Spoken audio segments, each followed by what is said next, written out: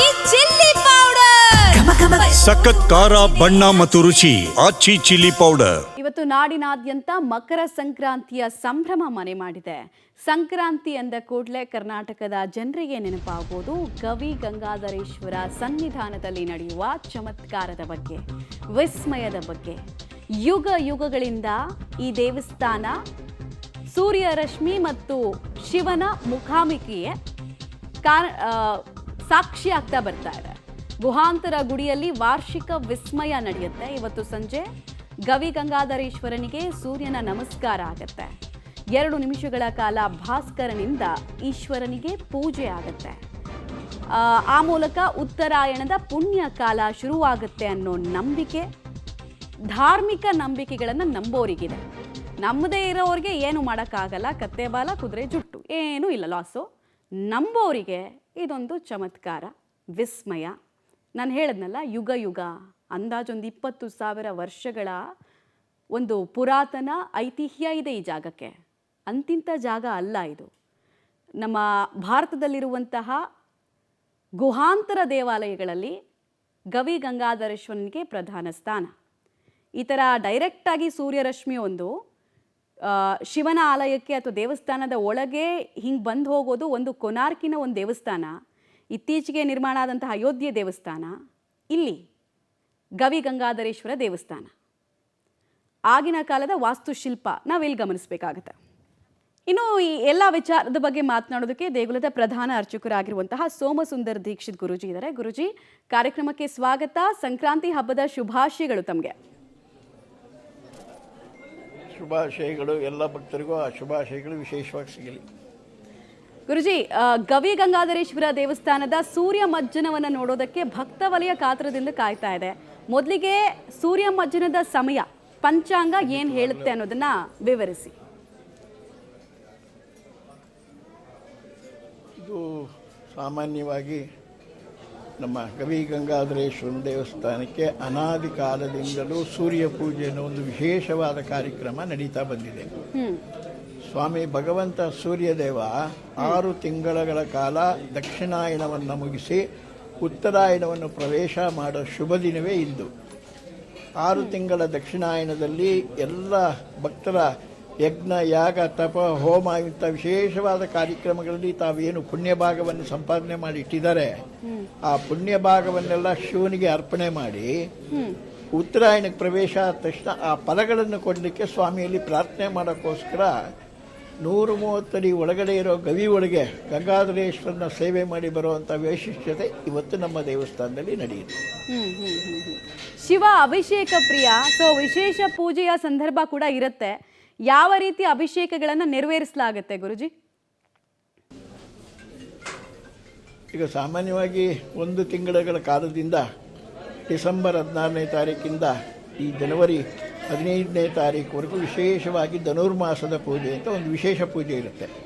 ಸಾಮಾನ್ಯವಾಗಿ ನಾವು 11 ತಿಂಗಳ ಕಾಲ ಬೆಳಗ್ಗೆ 7 ಗಂಟೆ ಮೇಲೆ ಸೂರ್ಯೋದಯ ನಂತರ ಸಂಕಲ್ಪ ಮಾಡಿ ಸ್ವಾಮಿಗೆ ಅಭಿಷೇಕ, ಅಲಂಕಾರ, ಮಂಗಳಾರತಿ ಈ ಕಾರ್ಯಕ್ರಮಗಳು ನಡೀತಾ ಇರುತ್ತೆ. ಈ ಒಂದು ಧನುರ್ಮಾಸದಲ್ಲಿ ಋಷಿ ಪೂಜೆ ಅಂತ ನಾವು ಹೇಳ್ತೀವಿ.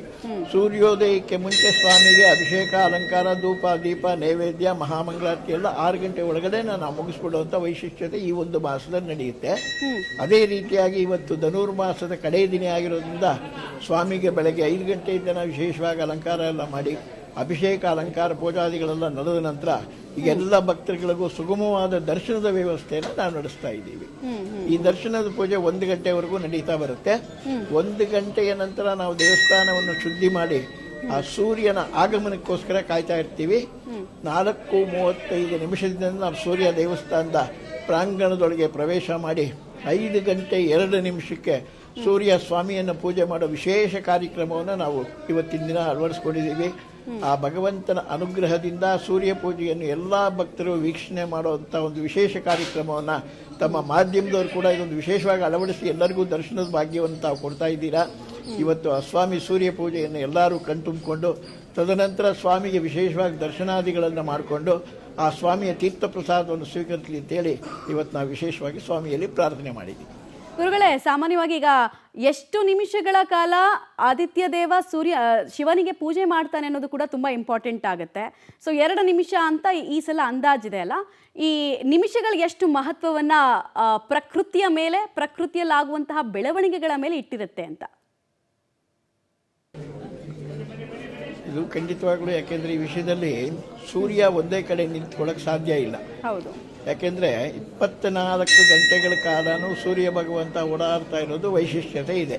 ಹೌದು. ಅದೇ ರೀತಿಯಾಗಿ ಸ್ವಾಮಿ ಆ ನಂದಿಯ ಅನುಗ್ರಹವನ್ನು ಪಡೆದು ಶೃಂಗ ಮಧ್ಯೆ ಶಿವಂದೃಷ್ಟ ಪುನರ್ಜನ್ಮಂ ನ ವಿದ್ಯತೆ ಅನ್ನೋ ರೀತಿಯಲ್ಲಿ ಆ 2 ಕೊಂಬುಗಳ ಮಧ್ಯದಿಂದ ಸ್ವಾಮಿಯ ಒಳಗಡೆ ಗರ್ಭಗೃಹವನ್ನು ಪ್ರವೇಶ ಮಾಡಿ ಆ ಸೋಮಸೂತ್ರ, ಪಾರ್ವತೀ ದೇವಿಯ ಸ್ವರೂಪವಾದ ಸೋಮಸೂತ್ರದಲ್ಲಿ ಪೂಜೆಯನ್ನು ಮಾಡಿ ತದನಂತರ ಲಿಂಗವನ್ನು ಪೂಜೆ ಮಾಡೋದೇ ಬಹಳ ವೈಶಿಷ್ಟ್ಯತೆ. ಆ ಲಿಂಗಾಕಾರದಲ್ಲಿರೋ ಸ್ವಾಮಿಯನ್ನ ತಾವು ಎಷ್ಟು ಸೇವೆ ಮಾಡ್ತಾರ, ಎಷ್ಟೊತ್ತು ಅಲ್ಲಿರ್ತಾರೆ ಅನ್ನೋದು ಒಂದು ವಿಶೇಷ. ಈಗ ಸಾಮಾನ್ಯವಾಗಿ ನಾವು ದೇವಸ್ಥಾನಕ್ಕೆ ವಿಶೇಷವಾದ ದಿನಗಳಲ್ಲಿ ಬರ್ತೀವಿ. ಶಿವರಾತ್ರಿ ದಿನ ಈಶ್ವರನ ದರ್ಶನ ಮಾಡಬೇಕು ಅಂತ. ಆ ದರ್ಶನಕ್ಕೆ ಬಂದಾಗ ತುಂಬಾ ಜನಗಳ ಸಂಕೋಲ ಇರೋದ್ರಿಂದ ಅಲ್ಲಿರುವಂತಹ ವಾಲಂಟಿಯರ್ಸ್ಗಳು ಏನ್ ಮಾಡ್ತಾರೆ, ಮುಂದೆ ಹೋಗಿ ಮುಂದೆ ಹೋಗಿ ಮುಂದೆ ಹೋಗಿ ಕಳಿಸ್ತಾ ಇರ್ತಾರೆ. ಆ 1 ಸೆಕೆಂಡ್ ನಾವು ಸ್ವಾಮಿ ಮುಂದೆ ನಿಂತು ಏಕಾಗ್ರತೆಯಿಂದ ಸ್ವಾಮಿಯ ದರ್ಶನವನ್ನು ಮಾಡಿ ಅವ್ರ ಮುಂದೆ ಹೋಗಿ ಅನ್ನೋದು ಗಮನ ಇಟ್ಕೊಂಡಿರ ಆ ಸ್ವಾಮಿಯಲ್ಲಿ ನಾವೇನು ಸೆಕೆಂಡ್ ಇರ್ತೀವಿ ಅದು ನಮ್ಮ ಪುಣ್ಯದ ಒಂದು ವಿಶೇಷತೆ ಆಗುತ್ತೆ. ಬೇರೆ ದಿನಗಳಲ್ಲಿ ಬಂದಾಗ ಸ್ವಾಮಿ ಮುಂದೆ ಕೂತ್ಕೊಂಡು ತಪಸ್ ಮಾಡ್ಬೋದು, ಜಪ ಮಾಡ್ಬೋದು, ಏನು ಬೇಕಾದ್ರೂ ನಡೆಯುತ್ತೆ. ವಿಶೇಷ ದಿನಗಳಲ್ಲಿ ನಾವು ಸ್ವಾಮಿ ಮುಂದೆ ಎಷ್ಟು ಸೆಕೆಂಡ್ ಇರ್ತೀವಿ ಅದು ನಮ್ಮ ಲೆಕ್ಕ. ಅದೇ ರೀತಿಯಾಗಿ ಸೂರ್ಯ ಭಗವಂತ ಈ ದಕ್ಷಿಣಾಯನದಿಂದ ಉತ್ತರಾಯಣವನ್ನು ಪ್ರವೇಶ ಮಾಡೋಕ್ಕೆ ಮುಂಚೆ ಆ ಶಿವನಲ್ಲಿ ನಿಂತು ಉತ್ತರಾಯಣದಲ್ಲಿ ಯಾರ್ಯಾರಿಗೆ ಯಾವ್ಯಾವ ಪುಣ್ಯಶೇಷಗಳನ್ನ ಕೊಡಬೇಕು ಅಂತ ಹೇಳ್ತಾನೋ ಅದೇ ವೈಶಿಷ್ಟ್ಯತೆ ಈ ದೇವಸ್ಥಾನದ ವಿಶೇಷವಾಗಿರುತ್ತೆ.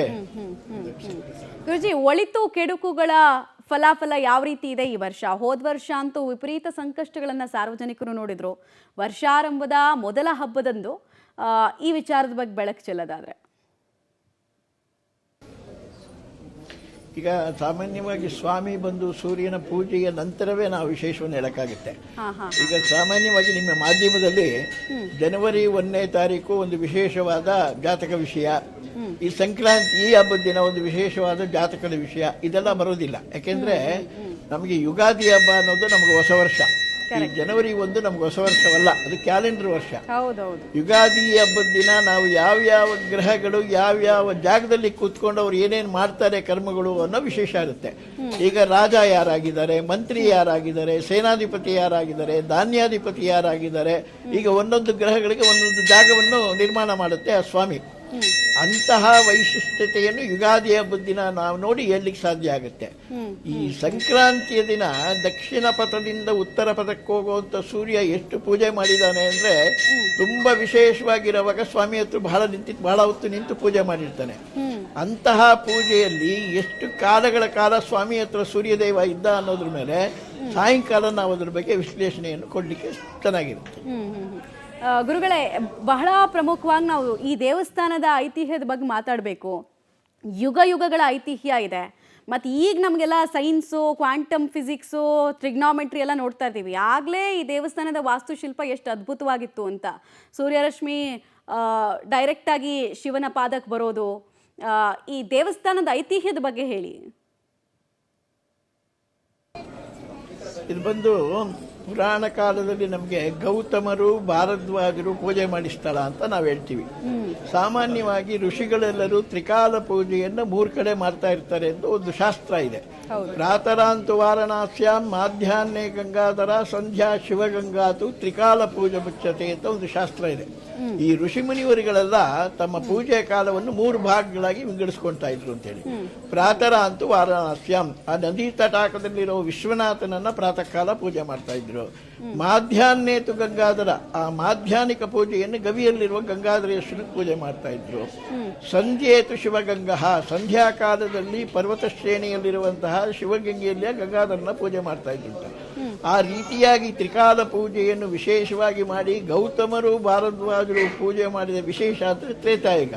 ತ್ರೇತಾ, ದ್ವಾಪರ, ಕಲಿಯುಗ 3 ಯುಗದ ವೈಶಿಷ್ಟ್ಯತೆ ನಮ್ಮ ಗಂಗಾಧರೇಶ್ವರ ದೇವಸ್ಥಾನದಲ್ಲಿ ನೋಡ್ಬೋದು. ಇತಿಹಾಸ ಅಂತ ತಗೊಂಡಾಗ ಮಾಗಡಿ ಕೆಂಪೇಗೌಡರು ದೇವಸ್ಥಾನವನ್ನು ಜೀರ್ಣೋದ್ಧಾರ ಮಾಡಿ ಎಲ್ಲ ಭಕ್ತರುಗಳು ಸಮಂಜಸವಾಗಿ ದರ್ಶನ ಮಾಡಲಿಕ್ಕೆ ಒಂದು ವೈಶಿಷ್ಟ್ಯತೆಯನ್ನು ಕೊಟ್ಟಿದ್ದಾರೆ ಅಂತ ಕೂಡ ಹೇಳ್ಬೋದು. ಈ ಸೂರ್ಯ ಮಜ್ಜನದ ಸಮಯದಲ್ಲಿ ಸಾಮಾನ್ಯವಾಗಿ ಒಂದು ನಂಬಿಕೆ ಏನು ಅಂದರೆ ಹಿಂದೂಗಳಿಗೆ ಈ ಟೈಮ್ನಲ್ಲಿ ಶಿವನ ದರ್ಶನ ಮಾಡಿದ್ರೆ ಆತ್ಮಲಿಂಗದ ದರ್ಶನ ಮಾಡಿದಷ್ಟು ಪುಣ್ಯ ಪ್ರಾಪ್ತಿ ಆಗುತ್ತೆ ಅಂತ. ನಿಜಾನಾ ಈ ನಂಬಿಕೆ? ಖಂಡಿತವಾಗ್ಲೂ ನಂಬಿಕೆ ನಿಜಾನೆ. ಯಾಕೆಂದರೆ ಸ್ವಾಮಿ ಗವಿಯಲ್ಲಿರೋದ್ರಿಂದ ಆತ್ಮಲಿಂಗ ಅಂತ ಹೇಳ್ತೀವಿ ನಾವು. ಈಗ ಎಷ್ಟೇ ಕೋಟಿಗೆ ಅಧಿಪತಿ ಆಗಿದ್ರು ದೇವಸ್ಥಾನಕ್ಕೆ ಬಂದ ತಕ್ಷಣ ಬಂಡೆ ತಲೆಗೆ ಹೊಡೆದ ತಕ್ಷಣ ತಲೆ ಬೊಗ್ಗಿಸಬೇಕು. ಹಾಗೆ ಈಗ ನೂತನವಾಗಿರುವಂಥ ಶಿವಾಲಯಗಳಲ್ಲಿ ವಿಶೇಷವಾಗಿ ದೊಡ್ಡದಾಗಿ ವಿಶಾಲವಾಗಿ ದೇವಸ್ಥಾನಗಳನ್ನ ಕಟ್ಟಿಸಿ ವಿಶಾಲವಾಗಿ ಗಾಳಿ ಬೆಳಕು ಬರುವಂಥ ವ್ಯವಸ್ಥೆಗಳನ್ನೆಲ್ಲ ಮಾಡಿರ್ತಾರೆ. ಇದು ಪುರಾತನ ಕಾಲದ ದೇವಸ್ಥಾನವಾಗಿರೋದ್ರಿಂದ ಗವಿಯಲ್ಲಿ ಈಶ್ವರ ಅಂದರೆ ಎಲ್ಲ ಶಿವಾಲಯಗಳು ಪೂರ್ವ ಪಶ್ಚಿಮ ಉತ್ತರಾಭಿಮುಖವಾಗಿದ್ದರೆ ಇಲ್ಲಿ ಗಂಗಾಧರೇಶ್ವರ ದಕ್ಷಿಣಾಭಿಮುಖವಾಗಿದ್ದಾನೆ. ದಕ್ಷಿಣಾಭಿಮುಖ ಅಂದರೆ ಋಷಿಗಳು ಪೂಜೆ ಮಾಡಿ ಸ್ವಾಮಿಯನ್ನು ದಕ್ಷಿಣಾಮೂರ್ತಿಯಾಗಿ ನೋಡಿದ್ರು. ಸಾಮಾನ್ಯವಾಗಿ ನಮ್ಮಲ್ಲಿ ಏನು 4 ವೇದಗಳಿದೆ, ಆ ವೇದಗಳನ್ನೆಲ್ಲ ಸ್ವಾಮಿ ನಂದಿಗೆ ಹೇಳಿ, ನಂದಿಯಿಂದ ಋಷಿಗಳಿಗೆ ಹೇಳಿ, ಋಷಿಗಳಿಂದ ಬ್ರಾಹ್ಮಣರಿಗೆ ಬಂದು ಈ ವೇದ ಭಾಗಗಳೆಲ್ಲ ವೈಶಿಷ್ಟ್ಯವಾಯಿತು ಅಂತ ಒಂದು ಪ್ರತೀತಿ ಇದೆ. ಆ ಪ್ರತೀತಿಯನ್ನ ಈ ನಮ್ಮ ದೇವಸ್ಥಾನ ಅಳವಡಿಸ್ಕೊಂಡಿದೆ. ಯಾಕೆಂದ್ರೆ ನೋಡಿ, ಎಷ್ಟೇ ಜನ ಬಂದು ತಲೆ ಬೊಗ್ಸೆ ಬರಬೇಕು ಅಂದ್ರೆ ಸಾಮಾನ್ಯವಾಗಿ ಗುರುಗಳಿಗೆ, ಮಾಸ್ಟರ್ಗಳಿಗೆ ಮತ್ತೆ ದೇವರುಗಳಿಗೆಲ್ಲ ತಲೆ ಬೊಗ್ಸು ಅಂತ ಹೇಳ್ತಾರೆ. ಹಿರಿಯರು ಬಂದರೆ ತಲೆ ಬೊಗ್ಸಿ ನಮಸ್ಕಾರ ಮಾಡಪ್ಪ ಅಂತ ಒಂದು ಉದ್ದೇಶ ಇರುತ್ತೆ. ನಾವು ಬೊಗ್ಗಿಸ್ಲಿಲ್ಲ ಅಂದ್ರೆ ಸ್ವಾಮಿನೇ ಬಗ್ಸೋವಂಥ ರೀತಿಯಲ್ಲಿ ಆ ಗುಹೆಯಲ್ಲಿ ಅಡಗಿರೋದೇ ಈ ದೇವಸ್ಥಾನದ ಬಹಳ ವೈಶಿಷ್ಟ್ಯತೆ ಅಂತ ನಾವು ಹೇಳ್ತೀವಿ. Right right. ಥ್ಯಾಂಕ್ ಯು ಗುರುಜಿ, ಪಬ್ಲಿಕ್ ಟಿವಿ ಜೊತೆಗೆ ಮಾತನಾಡಿದಕ್ಕೆ. ಇದು ದೇವಸ್ಥಾನದ ಪ್ರಧಾನ ಅರ್ಚಕರಾಗಿರುವಂತಹ ಸೋಮಸುಂದರ್ ದೀಕ್ಷಿತ್ರ ಮಾತು. ಅವ್ರು ಹೇಳ್ತಾ ಇದ್ರು, ಅಂದರೆ ಸೂರ್ಯ ರಶ್ಮಿ ಎಷ್ಟು ಸಮಯದ ತನಕ ಶಿವನ ಮೇಲೆ ಇರ್ತಾನೆ ಅನ್ನೋದ್ರ ಮೇಲೆ ನಾವು ಮಳೆ ಬಗ್ಗೆ ಹೇಳೋದಕ್ಕೆ ಸಾಧ್ಯ ಇದೆ, ಬೆಳೆಗಳ ಬಗ್ಗೆ ಹೇಳೋದಕ್ಕೆ ಸಾಧ್ಯ ಇದೆ. ಜೊತೆಗೆ ಈ ವರ್ಷ ಜನರಿಗೆ ಯಾವ ರೀತಿ ಫಲಾಫಲಗಳನ್ನು ಹೊಂದಿದೆ, ಯಾವ ರಾಶಿಯವ್ರಿಗೆ ಏನಾಗುತ್ತೆ, ಎಲ್ಲವನ್ನ ನಾವು ಹೇಳೋದಕ್ಕೆ ಸಾಧ್ಯ ಇರೋದು ಒನ್ಸ್ ಆ ಪ್ರಕ್ರಿಯೆ ಮುಗಿದ ನಂತರ ಅಂತ.